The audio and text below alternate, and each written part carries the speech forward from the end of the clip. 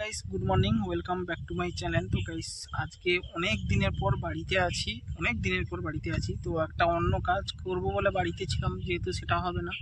তো যাই হোক, অন্য তো আমাকে কাজ করতে হবে। দেখা যাক কি কাজ করা যায়। যে কাজটা হওয়ার কথা ছিল সেটা হবে না।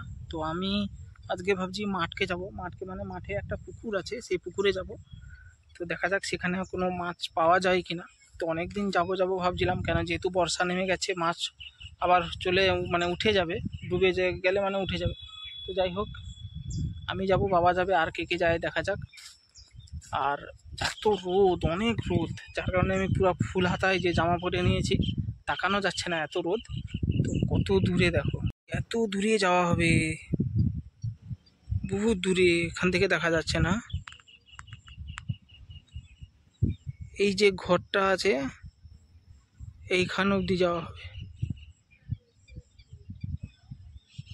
অত দূর যাওয়া হবে।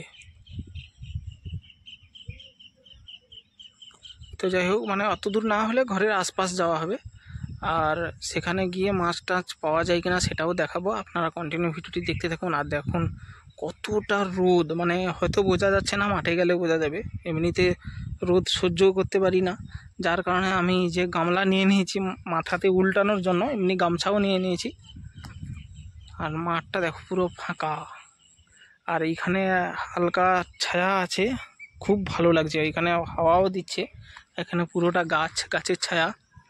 তো এত সুন্দর লাগছে, যেন মনে হচ্ছে যেন এইখানেই সবসময় থাকি।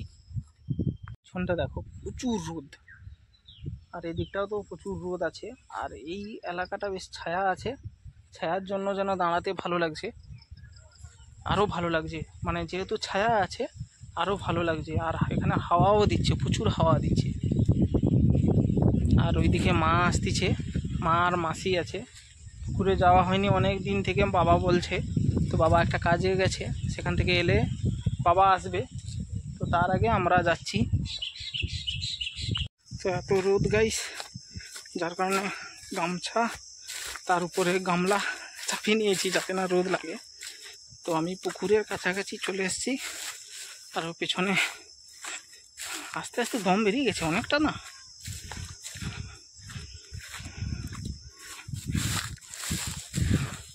তো যাই হোক, কাছাকাছি পুকুরও চলে এসছে।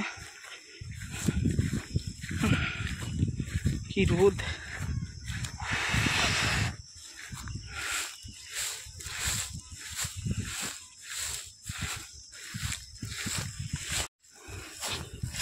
এরকমই অনেকটা আসতে হয়েছে।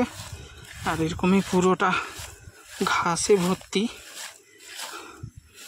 দেখা যাক, পুকুরের কাছাকাছিও চলে এসেছি।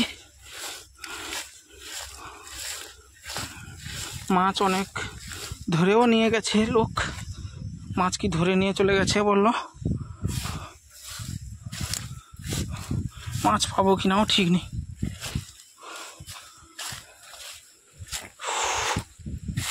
বাপরে বাপ। তো আমরা পুকুরে চলে এসেছি, দেখতে পাচ্ছেন পুকুরে যে গাছপালা পড়ে থাকে সেগুলো আগে পরিষ্কার করতে হবে, কেন জাল ফিগলে তো জাল ছিঁড়ে যাবে। যার কারণে মেসোয়ার মাসি নেমে গেছে এইসব আগে পরিষ্কার করার জন্য। তো যাই হোক, কি কি মাছ পাওয়া যায় না যায় সেটা আপনারা দেখতে থাকবেন। আর এত রোদ, হয়তো আমি পুরোটাও থাকবো না, হয়তো চলে যাব, এত রোদ তাকানো যাচ্ছে না। তো যাই হোক, যা হোক না হোক আমি আপনাদেরকে সবাইকে দেখাবো। তো যাই হোক, কন্টিনিউ ভিডিওটি দেখতে থাকুন। আর ভিডিওটি ভালো লাগলে অবশ্যই like, comment, share and subscribe করে দিও।